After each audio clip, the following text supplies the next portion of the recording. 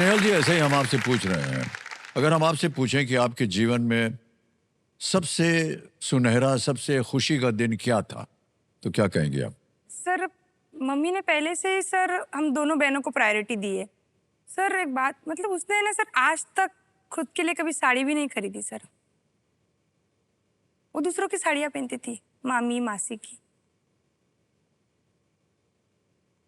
तो उसके भी सपने थे, उसको भी लगता था कि अच्छा घर हो, किचन हो, क्योंकि मेरा घर ऐसा था सर, बंदर ने अगर छलांग लगाई तो घर गिर जाता था।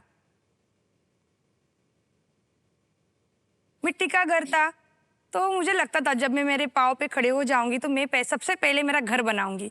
तो एक अच्छा सा किचन बनवाया, हॉल बनवाया, ऊपर एक रूम बनवाई और सामने आंगन टाइल्स वगैरह लगवाई। तो मम्मी कहती नहीं थी, बट वो सपना मैंने मम्मी का पूरा किया। और 23 सालों के बाद हमने पहली बार, जैसे मम्मी ने बताया, दिवाली मनाई सर। आतिशबाजियाँ हुई, लाइटिंग लगाई, सबके लिए कपड़े लाए। और हर दिवाली को सर हमारे दिल जलते थे, क्योंकि मेरी बड़ी मम्मी का देहांत हो गया था और परिस्थितियाँ ऐसे थी कि मम्मी ने कभी सोचा ही नहीं। मम्मी बोलती थी भगवान नाम स्मरण किया ना, और हम जो कार्य करते, काम करते, भगवान उसी से खुश होता है। वाह, बहुत अच्छी बात।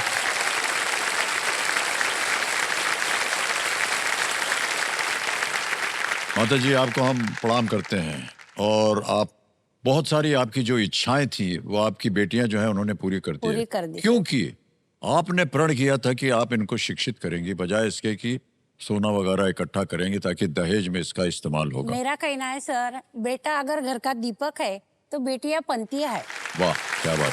दो पंथिया है मेरे पास, वाह, और वो मेरा खरा सोना है।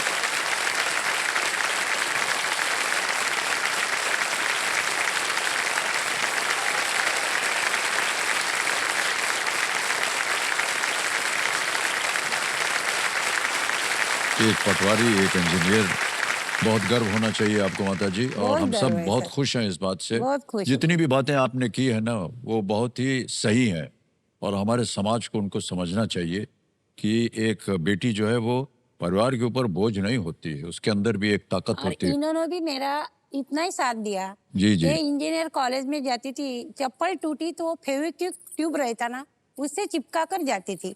ओहो, हाँ, इन्होंने भी अब बहुत इसकी साथ दिया। आवश्यकता नहीं पड़ेगी। नए नए जूते आ जाएंगे, चप्पलें आ जाएंगी, सब कुछ आ जाए, है ना? ओके।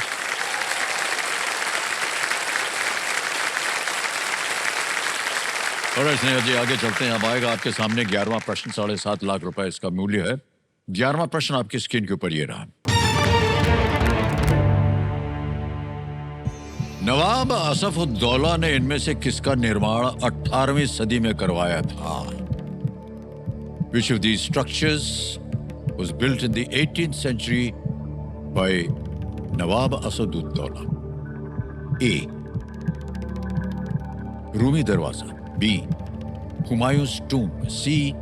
गोल गुंबज या D.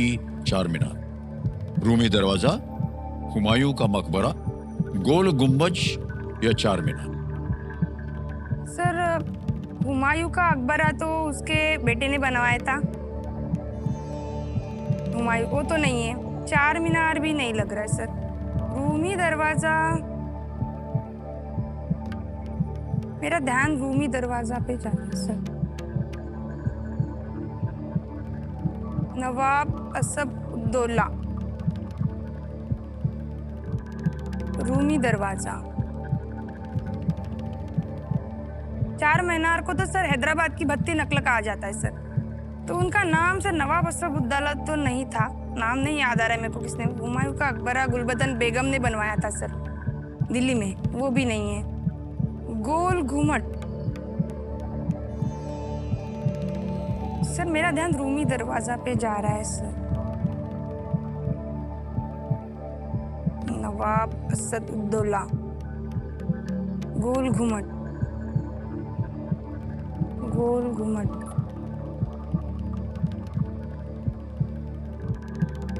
लीस्ट रिस्क वाला प्रश्न होता है ये 11वां प्रश्न। कुछ खोएंगे नहीं अगर गलत हो भी गया तो।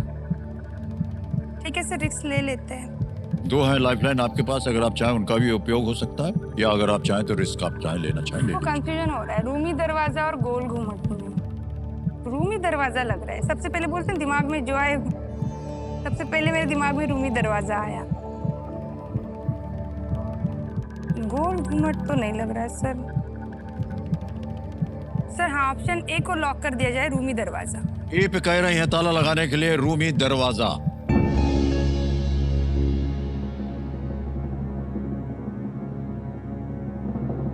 ऑडियंस पोल की लाइफलाइन को आपने कहा तो वेलकम बैक। संकेत सूचक की लाइफलाइन, इनको बांध के क्या करेंगे आप? घर ही ले जाना होता ना आपको। इनका उपयोग किया जा सकता था। बहुत देर से आप सोच रही थी रूमी दरवाजा रूमी दरवाजा। चलिए कोई बात नहीं, 7.5 लाख रुपया जीत लिया। बहुत बहुत बधाई आपको। Thank you sir. रिस्क ले लिया लेकिन वो सही निकला। हर बार देखिए, ये मत कीजिएगा। हाँ सर। रूमी दरवाजा लखनऊ में स्थित है और लखनऊ मेट्रो के लोगों में ये दिखाई देता है रूमी दरवाजा। बहुत बहुत बधाई आपको स्नेहल जी। अब की बार तो एकदम सही निकल आया, लेकिन जब आपने रूमी दरवाजा कहा तो मेरी तरफ देखा कि यार सही जा रहे हो कि नहीं, कि वो बोल दो ना। सर दिल में नहीं, क्या है कि ऐसा है, कंटेस्टेंट जो है हमारी तरफ देखते हैं कि कुछ इशारा मिल जाए, तो चश्मे में तस्वीर आ जाए और आंख मार दूं मैं। दो इंसान होते हैं सर। हाँ, पॉजिटिव वाइब्स आती है, नेगेटिव वाइब्स आती है। जी, जी। आपसे मेरे को सर हमेशा ही पॉजिटिव वाइब्स ही आई है। आते हैं ना। हाँ सर। और हमने थोड़ी ना बताया था आपको कि रूमी दरवाजा होना चाहिए। नहीं, पर वो पॉजिटिविटी आ रही थी कि स्नेहल तो बराबर जा रही है। मेरे को वाइब्स से बहुत मेरा अच्छा कनेक्शन है सर, वाइब्स से। आप लोगों को कैसा लग रहा है हमसे बात करके? मैं सर बड़ी पॉजिटिव बंदी हूँ सर। मेरा एक मानना है कि जिन हालातों से सर मैं आई हूँ यहाँ तक, मतलब एक टाइम था सर कि पढ़ाई करने को टाइम नहीं मिलता था सर। मतलब टाइम मतलब झगड़े ही रहते थे। लोग तो ऐसे बोलते थे कि बेवड़े की बेटियाँ, घर में तमाशे चलते इनके, जाएंगी तो कहाँ तक जाएंगी।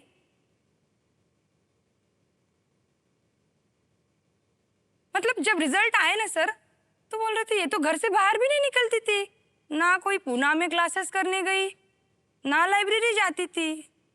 तो ये लगी कैसे? वो भी एमपीएससी के एग्जाम सेल्फ स्टडी से इसने निकाल ली, क्योंकि घर में सर वातावरण बिल्कुल नहीं था। पापा जब सो जाते थे ना सर, तब आप लोग पढ़ते? तब हम पढ़ते थे। और मम्मी बोलती है सर कि हालात सबके एक से है, बस हौसले अलग अलग होते। वाह, क्या बात।